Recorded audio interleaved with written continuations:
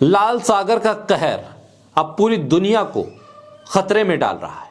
लाल सागर अब पूरी दुनिया के लिए खतरे का निशान बन गया है और लाल सागर में जो हो रहा है उसका असर सिर्फ यमन या गाजा, अमेरिका और इजराइल तक सीमित नहीं है, इसका असर अब भारत तक आ गया है।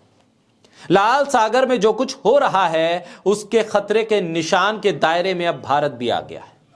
लाल सागर में हफ्तों तक जहाजों पर हूतियों ने हमला किया और अमेरिका उसके सहयोगी देशों के जहाजों को रोका। इजराइल जाने वाले हर जहाज पर नजर बनाकर रखी और अब अमेरिका के जहाज पर सीधा हमला होने के बाद इस बात का भी अंदेशा है कि आने वाली जंग अब इस लाल सागर से ही शुरू होगी।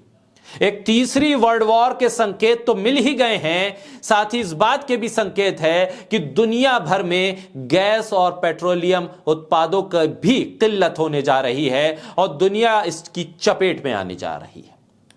मामला अब सिर्फ अमेरिका, इजराइल, ब्रिटेन और फिलिस्तीन तक सीमित नहीं है, यह खतरा अब भारत पर भी मंडरा रहा है।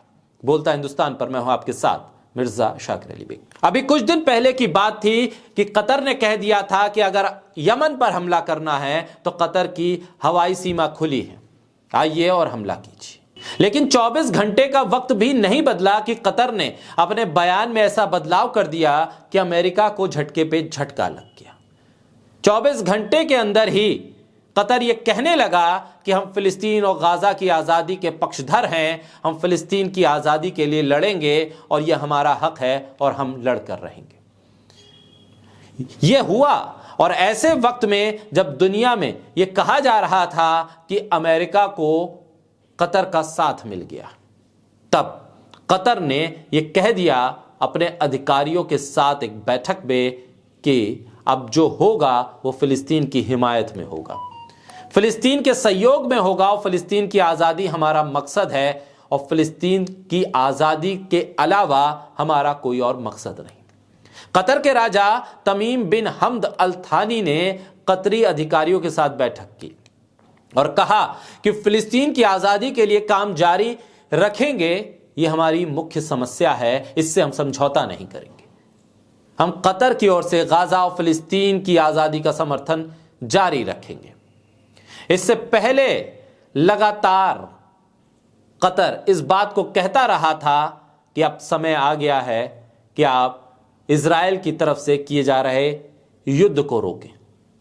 इजराइल की तरफ से युद्ध के सभी नियम और कानून तोड़े जा रहे हैं। कतर इससे पहले कहता रहा था कि फिलिस्तीन 1967 के बॉर्डर के हिसाब से फिलिस्तीन को उसका हक मिलना चाहिए, उसकी राजधानी यरूशलेम होनी चाहिए।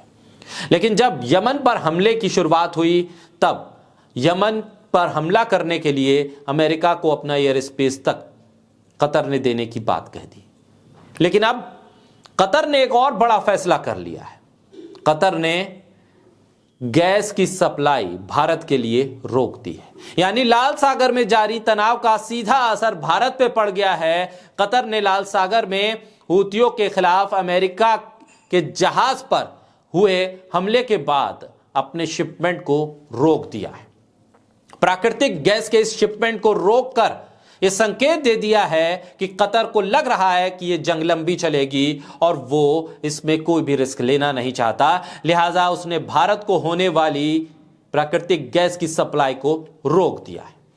और यह बहुत बड़ा झटका भारत के लिए भी है और यह बहुत बड़ा संकट भारत के लिए भी है।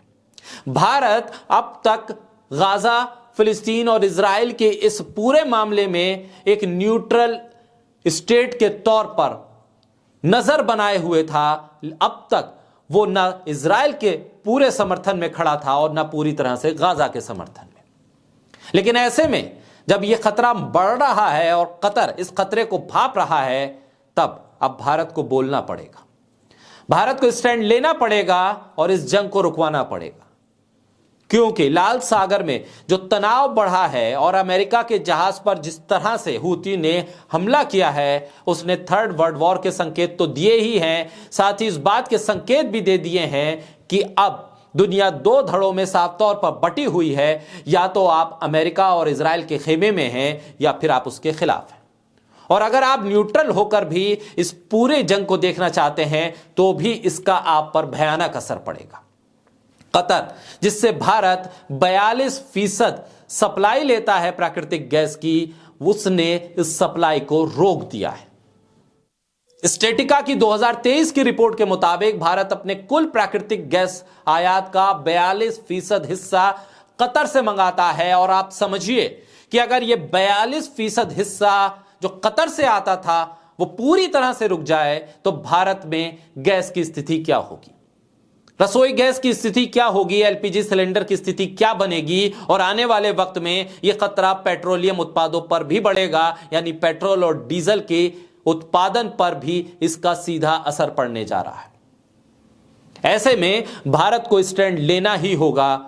आखिर इस जंग को रुकवाने के लिए उसे पहल करनी ही पड़ेगी। कतर एनर्जी ने अभी तक लाल सागर से कम 4 एलएनजी टैंकरों को रोक दिया है।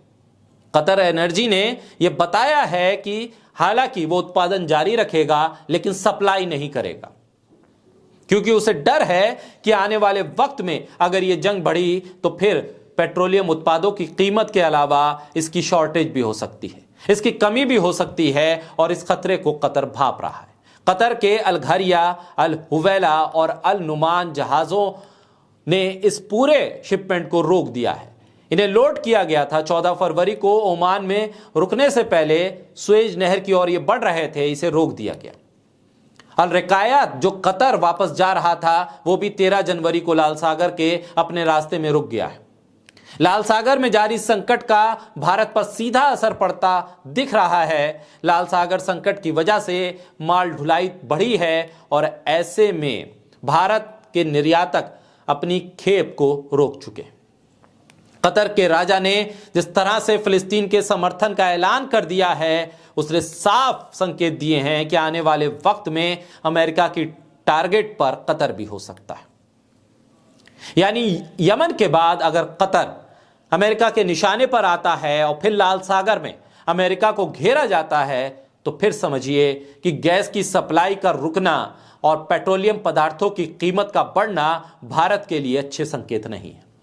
भारत में एक तरफ चुनाव का माहौल खड़ा किया जा रहा है तो दूसरी तरफ दुनिया के सामने एक थर्ड वर्ल्ड वॉर का खतरा है, जो खतरा साफ तौर पर भारत के लिए संकेत दे रहा है कि भारत में गैस की शॉर्टेज होने वाली है। और ये शॉर्टेज को रोकने के लिए बेहद ज्यादा जरूरी कदम बस यही है कि आपको इस जंग में एक मीडिएटर की भूमिका निभाते हुए इस जंग को, तनाव को रोकना होगा, तनाव को खत्म करना होगा।